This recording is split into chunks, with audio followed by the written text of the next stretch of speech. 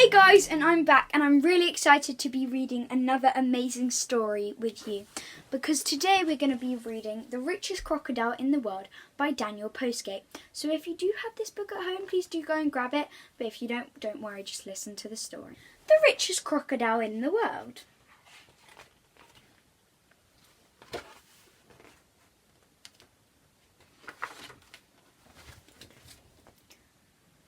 There were only a few rich animals in the world, and the richest by far was a crocodile. He lived in a crumbly old mansion in Africa. That crocodile had his own very cinema. He had a beautiful walled garden full of exotic plants and flowers, and butterflies from all around the world. And he owned absolutely loads of cars, motorbikes and planes, even helicopters, which he could drive, ride and fly about in whenever he fancied. He had a library so stuffed with books it would take a whole lifetime to read them. And at night he would sit out on his balcony and watch the stars through his gigantic telescope. He was a very lucky crocodile indeed. One day the crocodile looked through his telescope across to the African plain beyond his walled garden, and this is what he saw. Lots of animals having fun, a waterhole. At a waterhole, they were splashing and sploshing and mucking about and laughing and playing hide and seek. I want to have fun like that, decided the crocodile. He rushed into his own pool and splashed and sloshed about. But it wasn't the same on his own. He was laughing and mucking about, but it just wasn't the same.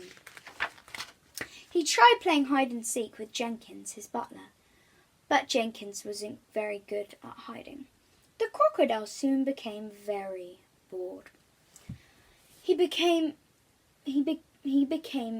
bored with his books, with his films, with his flowers, his planes, motorbikes, cars, helicopters, and even the stars.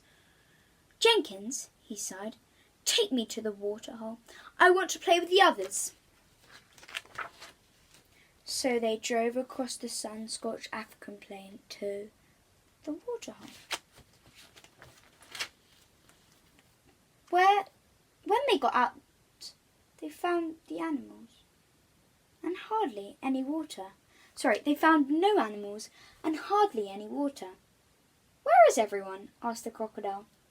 Must have gone off to find another waterhole, explained Jenkins. This one's dried up. But I want to play with them, cried the crocodile. It's just not fair. My swimming pool never dries up. Sometimes life isn't fair, Jenkins said wisely. Why not? Demanded the crocodile.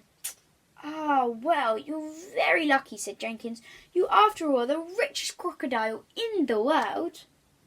Yes, I am, the crocodile said, but suddenly he felt very sorry for the other animals.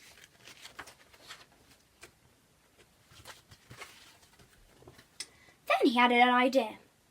Jenkins, he cried, take me to my plane, and off he whooped and swooped with a great big banner, saying, Come to Crocs, for all the animals far and wide to see.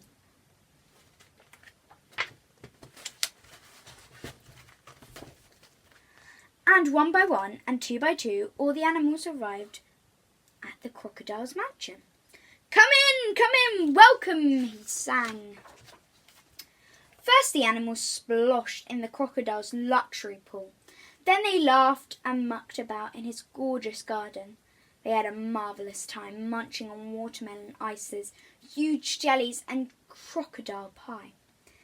The crocodiles had never felt so happy in his life. Why don't you all come and live here with me? He asked. Then you'll never have to worry about anything ever again. "It's very kind of you," said the elephant. "You have a lovely home, and it's fun to be here. But our place is out on the plains, under the sun and the stars. Life isn't always easy, but that is what makes it so good. For us, every day is an adventure." "Oh, I see," said the crocodile thoughtfully. "But don't go yet. Let's play one last game of hide and seek. Jenkins is it." And off they all ran.